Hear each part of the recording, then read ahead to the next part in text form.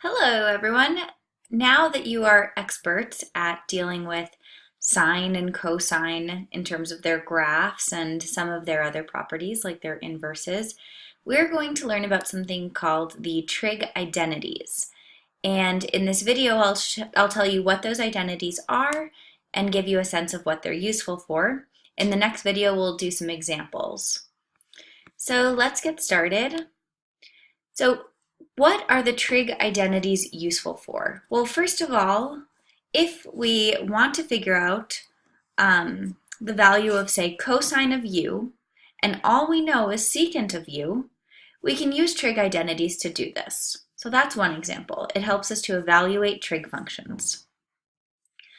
Also, if I have a complicated trig expression like this one, x times cosine squared x minus sine x, I can use trig identities to simplify this expression. I can use trig identities to prove new identities, so I could actually show that this relationship, secant squared theta minus 1 over secant squared theta, does in fact equal sine squared theta. I can do a proof of that using the identities. And finally, it will help us to solve trig equations. So let's say I want to solve for x, where secant squared x minus 2 tan x equals 4. So right now you probably don't know how to do any of these things, but we will by the end of this unit. So let's first look at our first set of identities, the reciprocal identities. The reciprocal identities essentially tell us that one function, say sine of u, is related to another trig function as a reciprocal. So what does reciprocal mean? Just remember that if a is a number, then 1 over a is its reciprocal. So for example, 2 and 1/2 are reciprocals. So sine of u is equal to cosecant of u. So the reciprocal of sine is cosecant. That's what this says. So then the other direction goes as well. So 1 over cosecant of u is the same as 1 over sine of u. And you already knew this when we defined cosecant. We defined it in this way. So these two are reciprocals.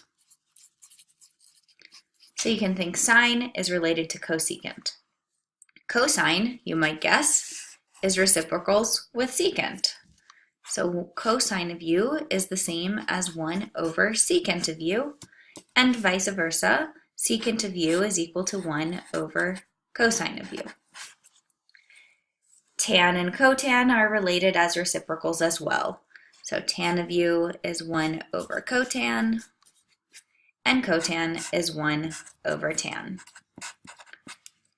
So you might see a pattern as we go through these identities that sine is usually linked with cosecant, cosine is often linked with secant, and tan is often linked with cotan.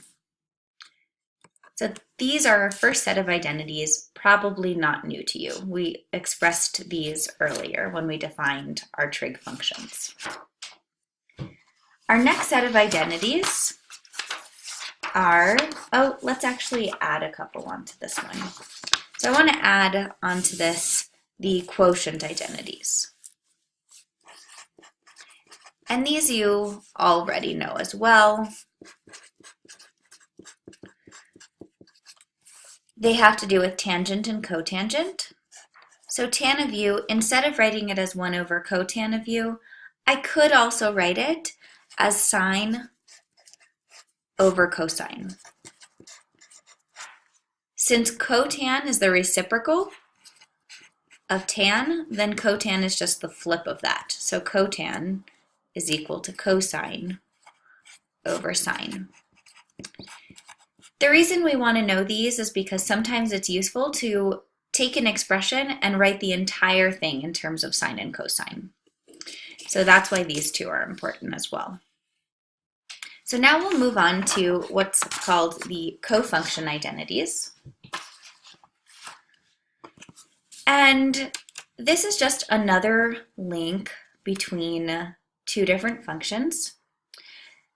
The first cofunction identity says that if you take the sine function and make u negative, so we do a reflection and then we do a shift by pi over 2, that's actually the same as the cosine function. And similarly, if we take cosine, do a flip, and translate by 2, that's the same as the sine function. So this gives us an interesting link between sine and cosine. If you don't believe that this is true, look at the graphs of sine and cosine. They really are shifts and reflections of each other. Similarly, we can get cotan of u from tan by doing a reflection and a shift, and vice versa. And secant is going to be related to cosecant by the same cofunction relationship, and vice versa. Cosecant and secant are linked in this way. So these identities just give us another set of links between these functions. Our reciprocal identities linked sine with cosecant, cosine with secant, tan with cotan. The cofunction identities link sine with cosine, tan with cotan, and secant with cosecant. Our next set of identities, we only have 2 more sets, don't worry, we're getting there, are the even and odd identities. So this has to do with even and odd functions. An even function is one which is symmetric across the y-axis. An odd function is one which is symmetric across the origin.